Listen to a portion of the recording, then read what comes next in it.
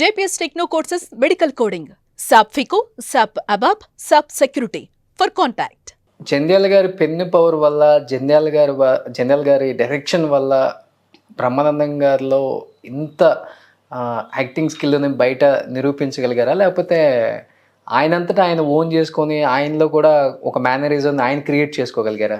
అంటే ఇప్పుడు వాళ్ళలోనూ ఉండాలండి. ఇప్పుడు ఆర్టిస్ట్ అన్నాక వాళ్ళల్లోనూ కొంచెం చేయగలిగే ఈ శక్తి వాళ్ళల్లోనూ ఉండాలి. ఉండకపోతే ఏం చేయలేరు. వాళ్ళలోనూ ఉంది కాబట్టి అది దాన్ని ఇంకా పరిమళించేలా చేశారనమాట. జంధ్యాల గారికి ఆ ఇది ఉంది కాబట్టి ఇంకా బాగా వచ్చేలాగా చేశారనమాట. ఆయనలోనూ ఉంది కాబట్టి రాగలిగింది అది అంటే దానికి ఎలా సూట్ అవుతుందో. ఇప్పుడు క్యారెక్టర్ సూట్ అవ్వాలి కదా, క్యారెక్టర్ ఎలా సూట్ అయిందో అలాగా తీసుకొచ్చారనమాట. ఇప్పుడు వీరభద్రరావు గారు అనగా, వేలు గారు అనగా, వీళ్ళందరికీ ఆ క్యారెక్టర్లు వాళ్ళకి సరి అని పడితేనే అది బాగా చేయగలరు కదా. ఇప్పుడు హాస్యబ్రహ్మ జంధ్యాల గారి టైటిల్ హాస్యబ్రహ్మ బ్రహ్మానందం గారు అయిపోయారు. తర్వాత అంతలా మైమర్పించారు ప్రజల్ని ఆయన యాక్టింగ్తో, ఆయన కామెడీ టైమింగ్తో. ఎలా ఉండేది గురువుకి శిష్యుడికి మధ్య ప్రేమ అనురాగాలు? చాలా గౌరవం ఉండేది. బాగా ఈ జంధ్యాల గారు కూడా అందరినీ బాగా చూసుకునేవారండి. ఆర్టిస్టులందరినీ వాళ్ళని బాగా చూసుకునేవారు.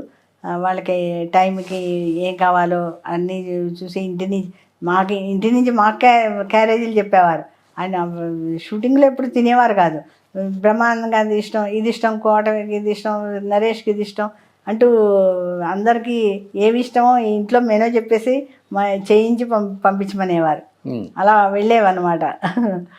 బట్ జనరల్ గారు అనుకున్నారమ్మా బ్రహ్మానందం గారు ఇండస్ట్రీని శాసించే ఒక ఇంత పెద్ద కమెడియన్ అవుతారు అని? ఆయనకు తెలుస్తుంది ఆర్టిస్ట్లో ఇది ఉంటే తప్పకుండా వీళ్ళు పైకి వస్తారు బాగా అని చెప్పేసి ఎప్పుడు ఆ మాట ఎప్పుడు అనేవారు. ఆయన ఉండంగా బ్రహ్మానందాన్ని ఎప్పుడు అనేవారు ఆయన్ని, బ్రహ్మానందం గారిని.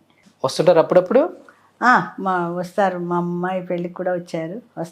వస్తుంటే ఫోన్లో ఎక్కువ మాట్లాడతారు. ఏదైనా సినిమాలో అవి చూసారనుకోండి, ఏదైనా టీవీలో వెంటనే ఫోన్ చేస్తారు. ఫోన్ చేసి ఇలా చూశానమ్మా అని. బట్ అతి తక్కువ టైంలోనే ఒక స్టార్ రైటర్, ఒక స్టార్ డైరెక్టర్, 2 పేర్లు కైవసం చేసుకున్న వ్యక్తి జంధ్యాల గారు. ఆయనకి ఎలా ఉండేది ఆ టైంలో అసలుకి ఈ 2 ఒకేసారి?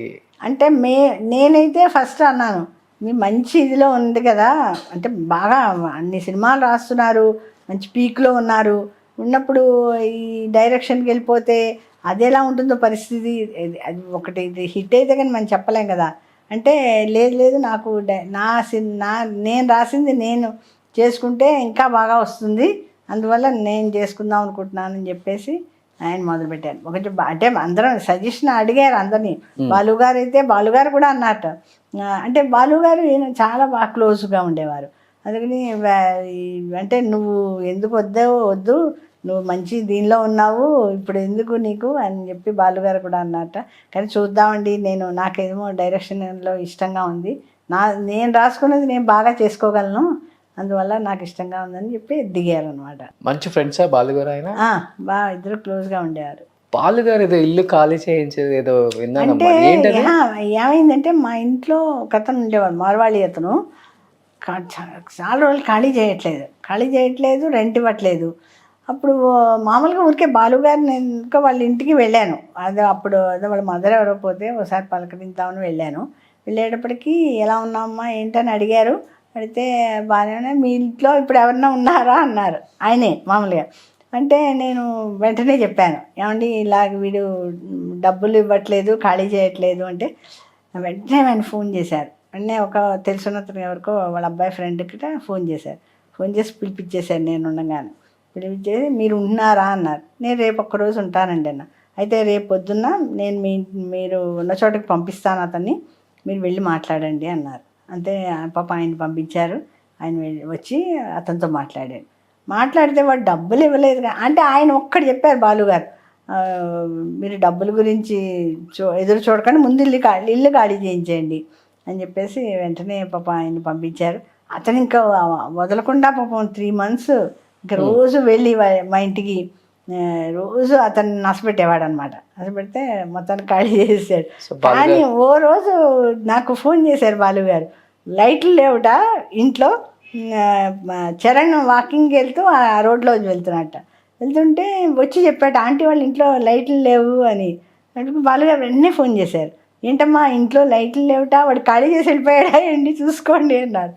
అంటే ఇదేంటంటే నాకేం చెప్పలేదు అని ఆయన పాప ఆయనే వెంటనే మనిషిని పంపించి ఎంక్వైరీ చేస్తే వాడు ఏదో ఎక్కడికో ఊరికి పోయాట, ఊరికి వెళ్ళాడు, ఖాళీ చేయలేదు అని చెప్పారు.